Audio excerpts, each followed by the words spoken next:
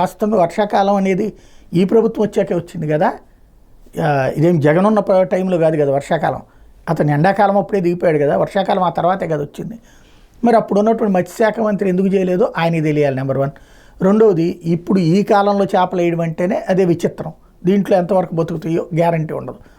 ఎందుకంటే ఇది మంచు కాలం, ప్లస్ దీంట్లో గ్యారంటీ ఉండేటటువంటి తక్కువ, కాబట్టి చేపలు నష్టపోతాయి, అంటే వేసినా కూడా చచ్చిపోతుంటాయి.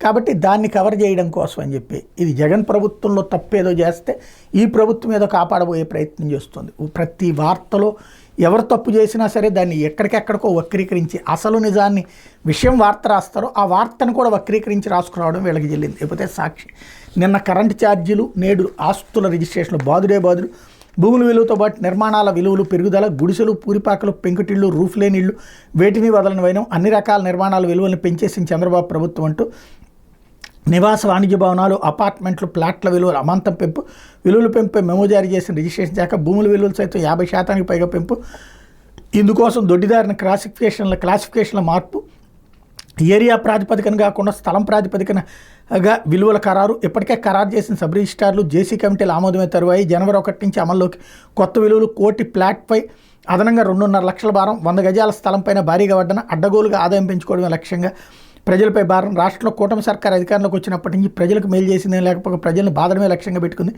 ఇటీవల కనీవిని ఎరుగని రీతిలో కరెంటు ఛార్జీలు ఎడాపెడా బాధేసిన చంద్రబాబు ప్రభుత్వం తాజాగా రిజిస్ట్రేషన్లపై పడింది. ఇదివరకు ఏ ప్రభుత్వం అవలంబించని రీతిలో ల్యాండ్ ధరలు పెంచేయడంతో పాటు నిర్మాణాల విలువను అమాంతం ఆకాశాన్ని అంటించింది. విలువల పెంపును కాదేది అనర్హం అన్నట్టు పూరిళ్ళు, రేకుల షెడ్లు, పెంకుటిళ్ళు, గోడలు లేని ఇళ్లను కూడా వదలకపోవడం విస్తుగొలుపుతోంది. క్లాసిఫికేషన్ల పేరుతో మాయ చేస్తూ ఒకే ప్రాంతంలో ఇష్టానుసారం డేట్లు ఫిక్స్ చేస్తోంది. సంపద సృష్టించడం అంటే ఇదే కాబోలని జనం వాపోయేలా చేసింది అన్నట్టు వార్తనే హైలైట్ చేశారు. ఆ మేళకు కూడా అర్థం కాని ఒక పెద్ద లాజిక్ ఉంది. ఇప్పుడు రిజిస్ట్రేషన్ వాల్యూ పెంచుతారు, రిజిస్ట్రేషన్ వాల్యూ పెరిగింది కాబట్టి నీ ఇంటి విలువ పెరిగింది కాబట్టి రేపు పొద్దున ఆస్తి పన్ను పెంచుతారు. అసలు లాజిక్ అది వీళ్ళకి అర్థం కావట్లా. అయితే వేమిరెడ్డికే క్వాడ్జి గనులు అంటూ అధికారికంగా లైన్ క్లియర్. జనవరి నుంచి దోపిడీ షూరు. సైదాపురంలో పన్నులకు దగ్గరుండి పర్యవేక్షించేందుకు ఆఫీస్ సిద్ధం. తన మాట విని అధికారికి పోస్టింగ్. శ్రీపొట్టి శ్రీరాములు నెల్లూరు జిల్లాలోని సైదాపురం క్వాడ్జి గనులపై ఎమ్మెల్యేలు, నెల్లూరు ఎంపీ వేమిరెడ్డి ప్రభాకర్ రెడ్డి మధ్య నెలకొన్న ఆధిపత్య పోర్లు ఎంపీదే పైచేగా మారినట్టు సమాచారం. గనులను చేజిక్కించుకునే జిల్లాకు చెందిన ఇతర ఎమ్మెల్యేలు చేసిన యత్నాలు విడిచికొట్టే ఎంపీ వేమిరెడ్డికి ప్రభుత్వం ముఖ్య నేత గ్రీన్ సిగ్నల్ ఇవ్వడంతో జనవరి నుంచి అధికారికంగానే గనుల దోపిడీ జరగనుంది. నాణ్యమైన గనులు ఉన్న వెంకటగిరి, సర్వేపల్లి, ఉదయగిరి నియోజకవర్గాల్లో దొరికే క్వాడ్జి మెటల్ ఆయనకి అప్పగించాలని ప్రభుత్వ పెద్దల నుంచి మౌఖిక ఆదేశాలు వచ్చినట్టు తెలుస్తుంది అన్నటువంటి వార్తని హైలైట్ చేశారు. అయితే బదులు ఇవ్వలేక దుష్ప్రచారం అంటూ నా వ్యాఖ్యలను వక్రీకరించారు కాంగ్రెస్పై అమిత్ షా ధ్వజం. ఆ పార్టీ ఫక్త్ అంబేద్కర్ వ్యతిరేక ఆ వాస్తవాలను సభలో నిరూపించాం. ప్రజలను తప్పుదో పట్టించే కుట్రలో అంబేద్కర్ని కళ్ళలోనైనా అవమానించడం, ఆయన సిద్ధాంతాలని ప్రచారం చేస్తున్నాం. అంబేద్కర్పై రాజ్యసభలో తాను చేసిన వ్యాఖ్యలను కాంగ్రెస్ పార్టీ పూర్తిగా వక్రీకరించిందని కేంద్ర హోంశాఖ మంత్రి అమిత్ షా ఆరోపించారు.